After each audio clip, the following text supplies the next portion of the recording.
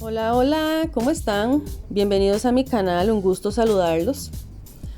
Es importante reconocer que cuando estamos encerando una prótesis, en este caso una prótesis total superior, estamos reconstruyendo parte de la encía del paciente. No solo estamos haciendo una prótesis, estamos haciendo también y reponiendo tejido que el paciente perdió en su momento. Tenemos que hacer conciencia de que el encerado involucra todos esos aspectos tan importantes. Yo en el encerado utilizo el flameador y uno que otro instrumento. Por ejemplo, el lecrón, el veje, la espátula y algún instrumento fino para poder realizar todo lo que es el festoneado. Cuando hablamos de encía, podemos entender que,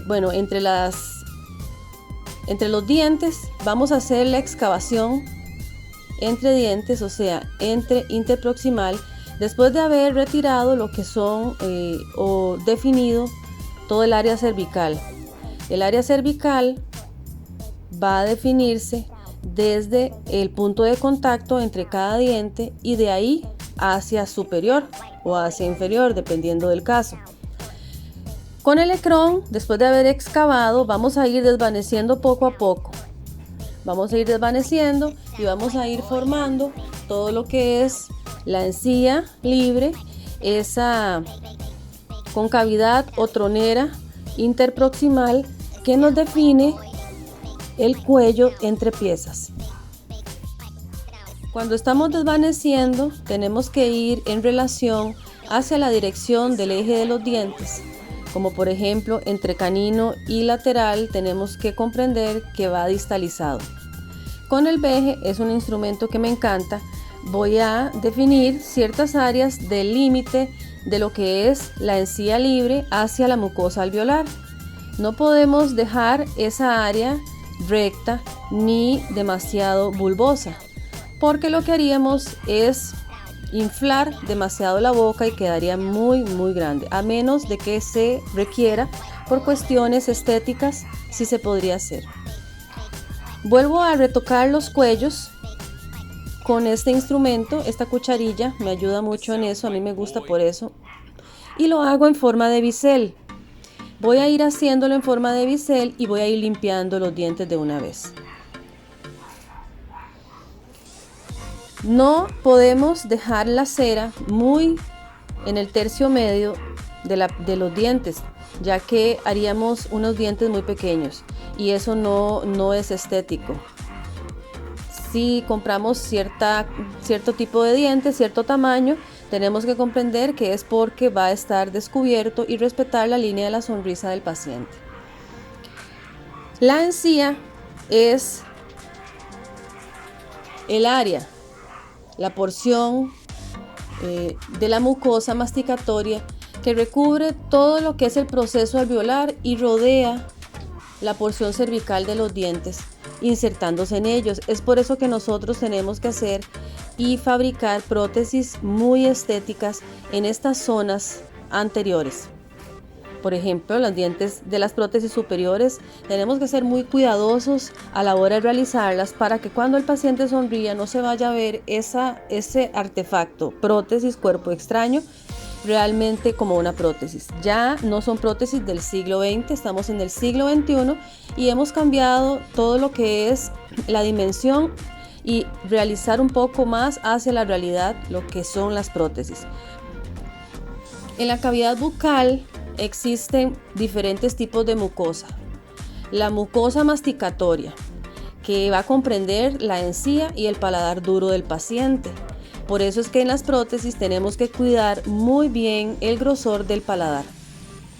Igual cuando realizamos la excavación de los cuellos en el área del paladar, tenemos que hacer comprender que también deben ir descubiertos y no cubiertos de cera, porque se debe de dar la mayor naturalidad y confort al paciente y no dejar mucho material en esas zonas. Los cuellos los sacamos igual, bien bonitos, Y después vamos también a tener cuidado con el grosor de las prótesis.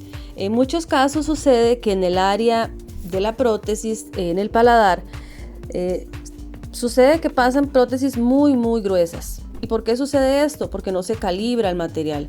Es importante buscar algún método para que calibren el material, colocando tal vez una lámina o 2 láminas y ya, y no tocar más, o ir revisando con algún instrumento que mida la cera.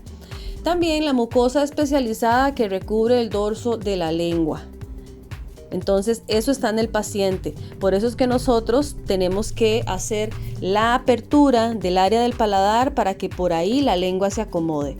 No podemos hacer paladares muy profundos, muy gruesos y quitarle espacio a la lengua del paciente. La encía libre es el área de la mucosa después del área cervical. La encía libre no está adherida al hueso.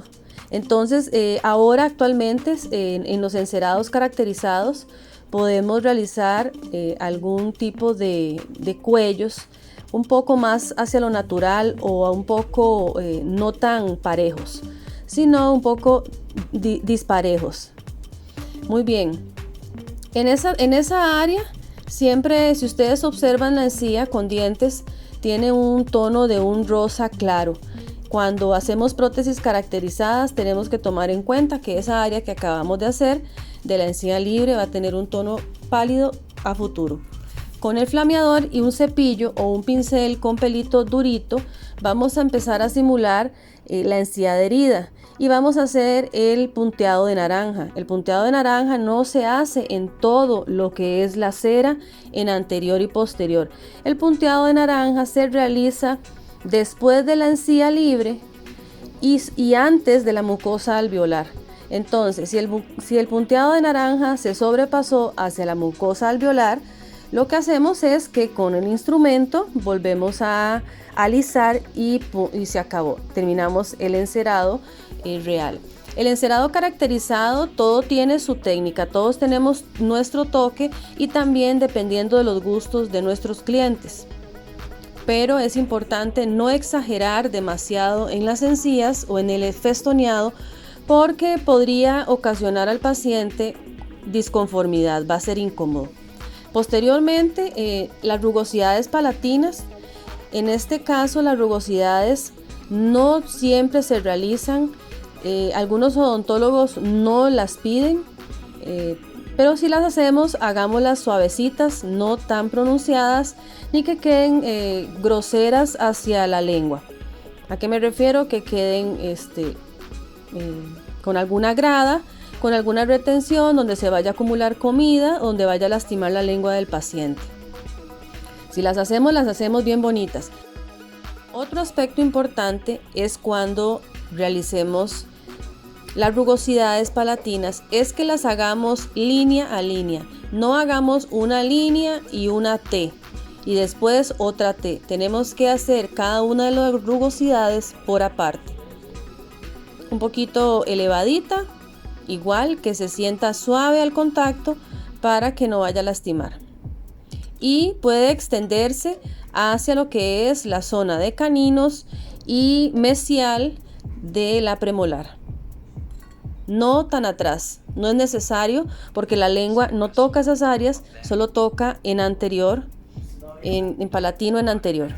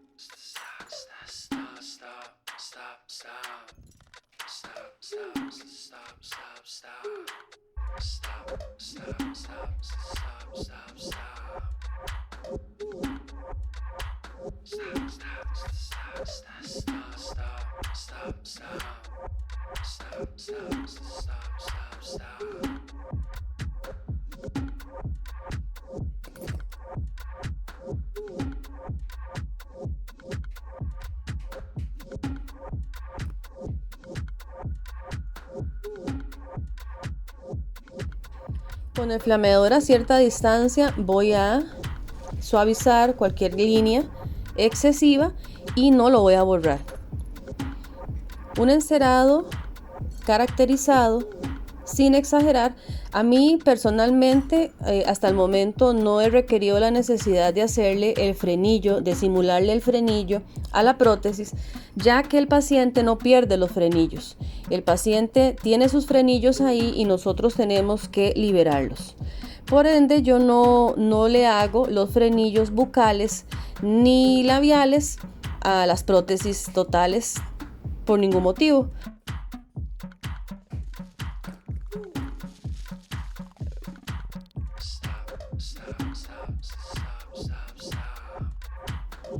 Para repasar y ver los temas y títulos importantes de lo que es el encerado o festoneado o la elaboración de la construcción de la encía del paciente, siempre tenemos que respetar los límites.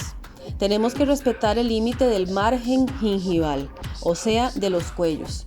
La papila interdental es algo que tenemos que tener siempre cuidado de dejarla libre. Por eso los cuellos deben sacarse comenzando desde los puntos de contacto de los dientes. Posteriormente, la encía libre, que fue lo que hicimos después de haber sacado los cuellos y retocado con un instrumento finito sobre el cuello para simular esa encía libre un poco más elevadita. Después viene la encía adherida, que viene un poco más bulboso y en dirección hacia los ejes de las piezas, y arriba la línea mucogingival, que debe ser plana y un poco cóncava, todo dependiendo del caso. Son aspectos importantes que tenemos que tener como límites para trabajar en el encerado de una prótesis total superior.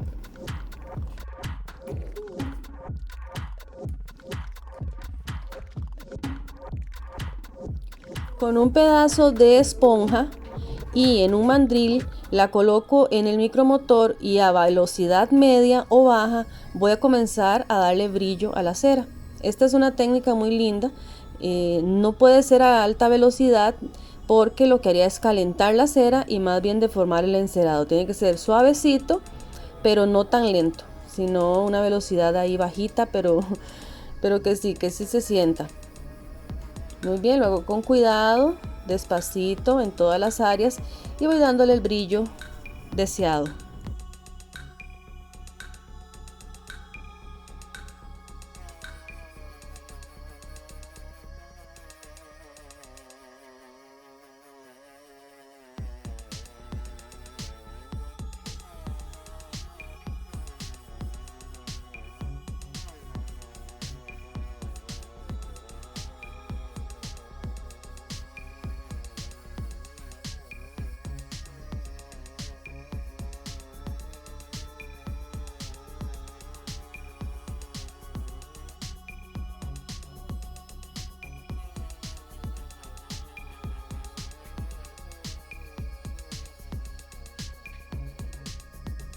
Si te está gustando mi video, dale like de una vez, no te vayas sin darle like.